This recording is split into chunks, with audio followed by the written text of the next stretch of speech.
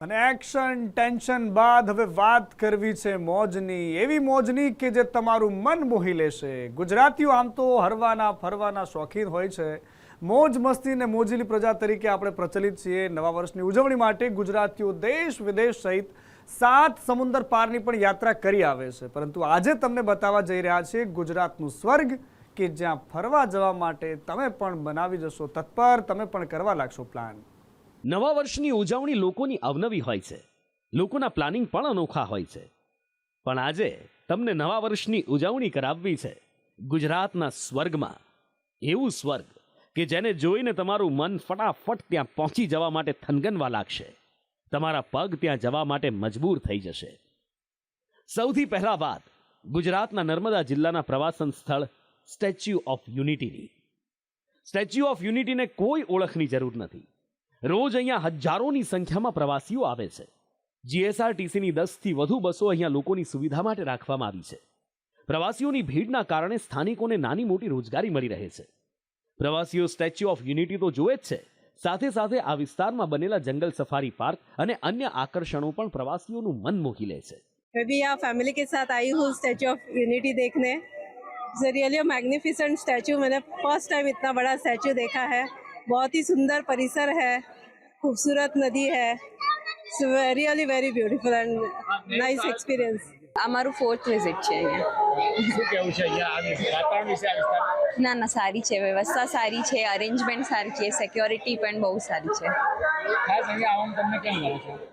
ના બઢિયા છે, અહીંયા બહુ બધી એક્ટિવિટી પણ છે, તો એ પ્રમાણે એટ્રેક્શન પણ સારું છે। 31 है तो थोड़ा हम लोग घूमने निकले, तो ये यहाँ पे गुजरात में हमने ये स्पॉट चुना है।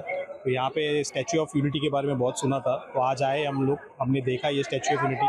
काफ़ी मतलब एकदम एस्टोनिशिंग स्टैचू है ये। बाहर से जब ये आए तभी रोडवे से ही देखा, इतना बड़ा मूर्ति हमारे देश में भी हो सकता है। तो स्टैचू ऑफ लिबर्टी सुना था, लेकिन स्टैचू ऑफ यूनिटी ये इतना बड़ा कार्य जो गुजरात में हमारे देश में है। અમદાવાદ જિલ્લાના વિરમગામ નજીક આવેલું આ છે પ્રખ્યાત પક્ષી અભયારણ્ય નળ સરોવર। વિદેશી પક્ષીઓનું તેને સ્વર્ગ ગણાય છે।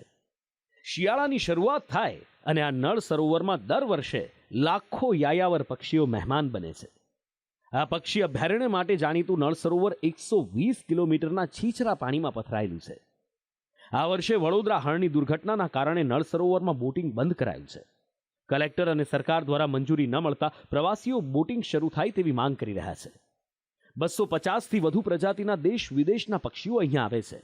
ઉપરાંત અહીંયા 72 જાતની માછલીઓ, 48 જાતની લીલ, 72 જાતની સુષુપ્ત વનસ્પતિઓ, 76 જાતના જળચર પ્રાણીઓ છે। બોલો, આવી બીજી કોઈ જગ્યા છે તમારા ધ્યાનમાં?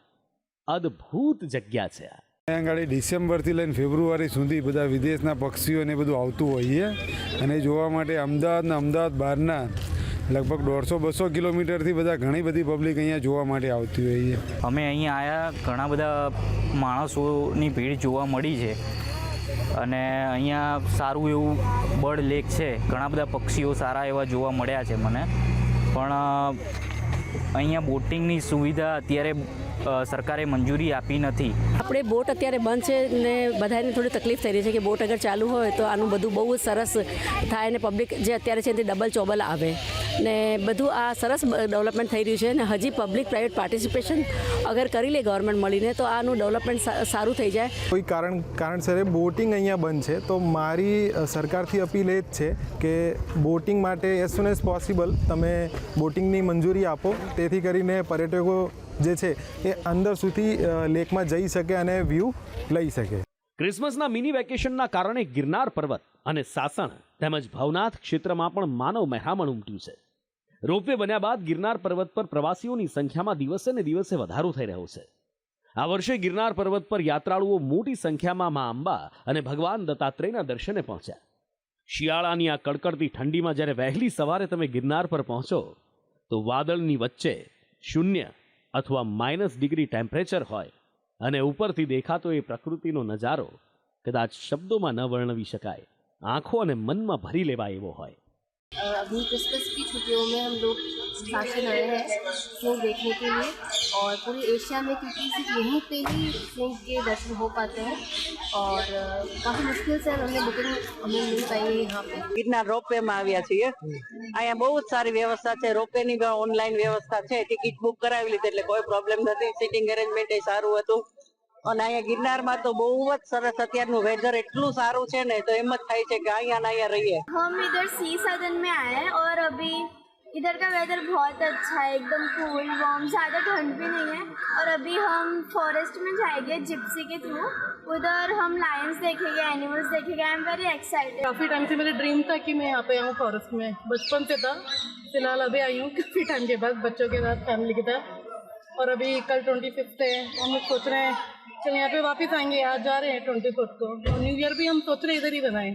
ખૂબ જ મોટી સંખ્યામાં અહીં શ્રદ્ધાળુઓ પધાર્યા છે, દર્શન કર્યા છે. ખૂબ જ દર્શનનો પણ એ લોકોએ પણ લાભ લીધો. ખાસ કરીને જે લોકો અશક્ત છે અને જે સીડીથી ચડી શકતા નથી તેના માટે સ્વર્ગ સમાન જે આપણે કહી શકાય તેવા રોપવેમાં પણ અમે જોયું કે ખૂબ જ ટ્રાફિક હતો અને શ્રદ્ધાળુઓ જે આવ્યા છે તેમણે ખૂબ જ સરસ રીતે દર્શન કર્યા છે. કાશ્મીર, સિમલા, કુલુ મનાલી સહિત ઉત્તરાખંડ અને અરુણાચલ પ્રદેશમાં ડિસેમ્બર મહિનામાં પ્રવાસીઓનો ધસારો જોવા મળે છે અને હવે એવો જ ધસારો, એવો જ નજારો ગુજરાતમાં પણ લોકોને આકર્ષી રહ્યો છે. બ્યુરો રિપોર્ટ, સંદેશ ન્યૂઝ.